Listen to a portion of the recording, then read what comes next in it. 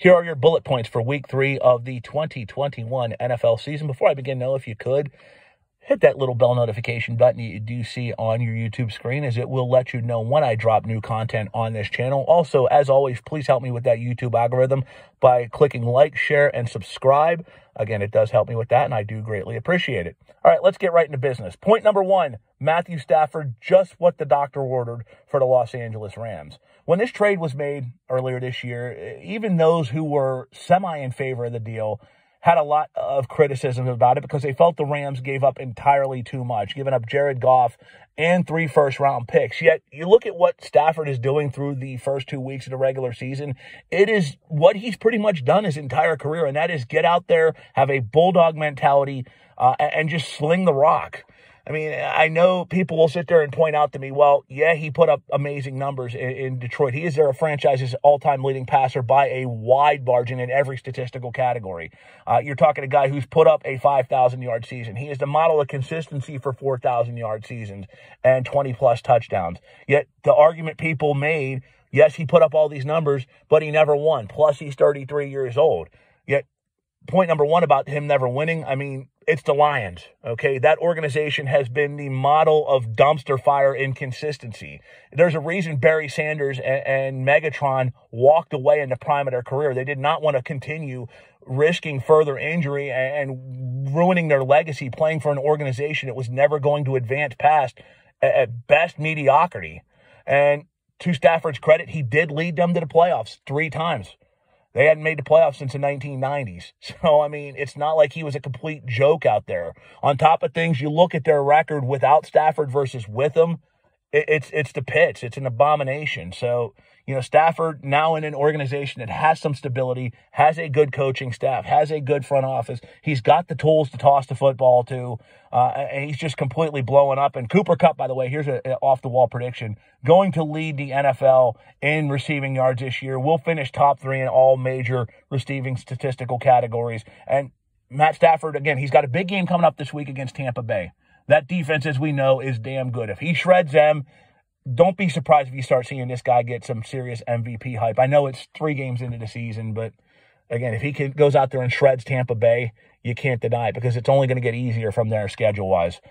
Point number 2, it's time we start recognizing Tyler Lockett as being an elite wide receiver. Yes, I know the term elite is slung around very, very loosely. I get it, but look at Lockett's numbers. He's well on his way right now to his 3rd consecutive 1,000-yard receiving season. He's well on his way to eclipsing the 8 touchdowns or more he's averaged in each of the last 3 seasons. So you're talking 4 years in a row. Even as a guy who was not a full-time starter, he was consistent. He was putting up big plays.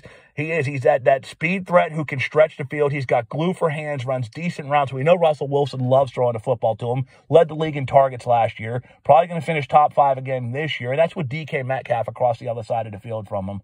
This player is a dynamic wide receiver who does not get talked about as being what he is, and that's elite. Hell, people talk more about Metcalf than they do about Lockett, and that really needs to change because Lockett is a stellar wide receiver. Finally, point number 3, Cincinnati and Miami's offensive line woes continue to plague them. The top 2 quarterbacks in last year's 2020 class, Tua Tagovailoa and Joe Burrow, both came into the league with a lot of hype and a lot of expectations, and it's easy to see why. They dominated on the college level. Yet, you look at what the 2 have gone through in their career, getting hit a lot, getting hit at sack. They've taken a lot of sacks. They've taken a lot of hits. They've both suffered injuries already in their career. And think about this. Tua came into the league against the 8 ball, behind the 8 ball with a diverse and bad injury history. Now, through not even 2 weeks through his sophomore year, he's going to miss time due to a rib injury. Now, granted, I know it's ribs, could be a lot worse, but rib injury is no joke. That will plague you for the rest of the year if that does not get better.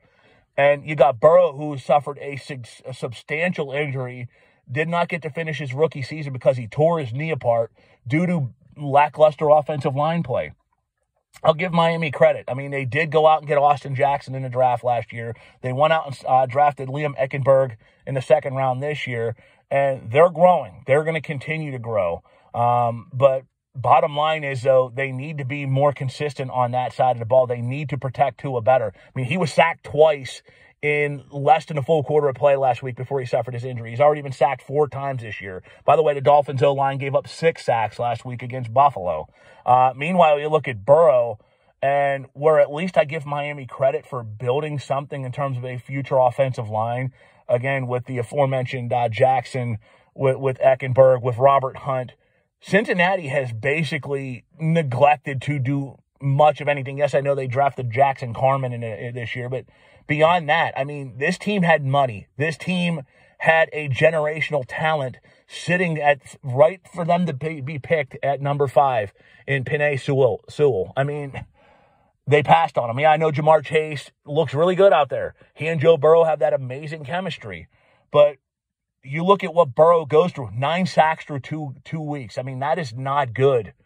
That is not good at all. I mean, why did this team not try to make a big money push for Joe Thuney? I mean, you put Joe Thuney and Sewell in front of Burrow, we're talking a different ball game here. He's electrifying when he's on the field. He really is. But when he's running for his life, getting hit on a regular basis and giving up that many sacks, you got to hold your breath, especially considering the injury he overcame. Meanwhile, by the way, you look at Sewell through 2 weeks. Week 1, they matched him up against Nick Bosa, one of the best pass rushers in the NFL, and he more than held his own. Gave up 0 sacks.